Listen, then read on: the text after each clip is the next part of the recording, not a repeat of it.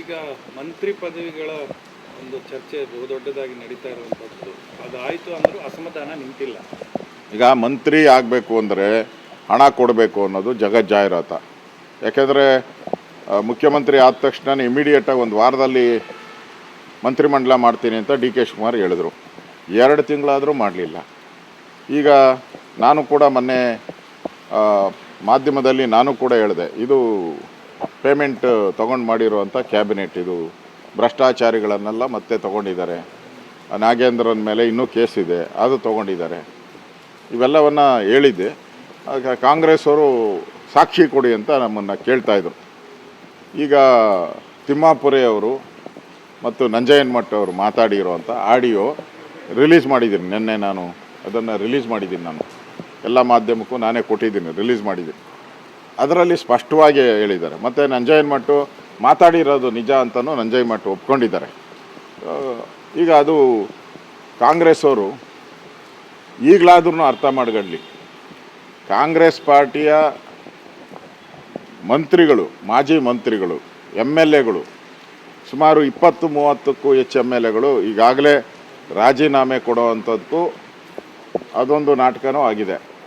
ಮತ್ತು ರಾಜೀನಾಮೆ ವಾಪಸ್ ತಗೊಳ್ಳೋ ನಾಟಕನೂ ಆಗಿದೆ.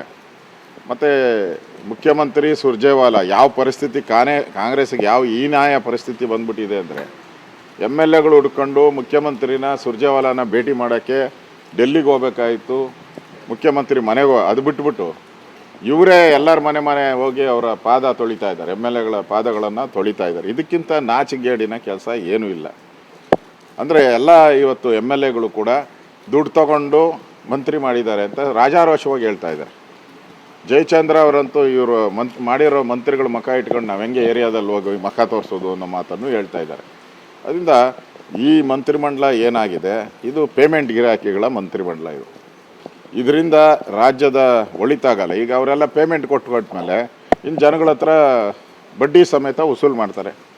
ಜನಗಳು ಇನ್ಮೇಲೆ ಲಂಚದ ಪ್ರಮಾಣ ಈಗಾಗಲೇ 60% ಸರ್ಕಾರ, ಇದು ಕಾಂಗ್ರೆಸ್ ಸರ್ಕಾರ 60% ಲಂಚದ ಸರ್ಕಾರ ಅಂತ ಈಗ ಜಗಜ್ಜಾಹಿರಾತ ಇದೆ. ಈ ಪೇಮೆಂಟ್ ಆದಮೇಲೆ 80%ಗೆ ಲಂಚಕ್ಕೆ ಹೋಗ್ಬೋದು ಅನ್ನೋದು ಕಾಣ್ಬರ್ತಾ ಇದೆ. ಅದರಿಂದ ಈ ಪ್ರತಿಯೊಬ್ಬರು ಕಾಂಗ್ರೆಸ್ಸಿನ ಯಾವುದೇ ಕಾರ್ಯಕರ್ತರು ಕೇಳಿ HK ಪಾಟೀಲ್ನೇ ಯಾಕೆ ಮಾಡಿಲ್ಲ ಅಂತಲೇ ಕೇಳ್ತಾರೆ ಎಲ್ಲರೂ. ಭಾಳಷ್ಟು MLAಗಳು ಹೆಸರುಗಳು ಕೂಡ ಕೇಳ್ತಾ ಇದ್ದಾರೆ. ಅಂದರೆ ಇಲ್ಲಿ ಸ್ಪಷ್ಟವಾಗಿ ದುಡ್ಡಿನ ಕಾಂಚಾಣ ಇಲ್ಲದೆ ದೆಹಲಿಯ ಕಾಂಗ್ರೆಸ್ಸಿನ ಆಫೀಸನ್ನು ಕದಾ ತಟ್ಟಕ್ಕೂ ಆಗಲ್ಲ. ಕದಾ ತಟ್ಟಬೇಕಾದರೂ ನೀವು ಅಲ್ಲಿ ಲಂಚ ಕೊಡಬೇಕು. ಇಲ್ಲ ಅಂದರೆ ನಿಮಗೆ ಇಲ್ಲಿ ಒಳಗೆ ಎಂಟ್ರಿನೇ ಇಲ್ಲ, ಮಾತುಕತೆ ಆಮೇಲೆ. ಆ ಪರಿಸ್ಥಿತಿ ಇರೋವಂಥದ್ದು. ಇವತ್ತು ಒಂದು ಕರ್ನಾಟಕದಲ್ಲಿರೋ ಕಾಂಗ್ರೆಸ್ಸಿನ ಸರ್ಕಾರ ಒಂದು ಭ್ರಷ್ಟ ಸರ್ಕಾರ ಅನ್ನೋದು ಜಗಜ್ಜಾಹಿರಾತ ಆಗ್ಬಿಟ್ಟಿದೆ.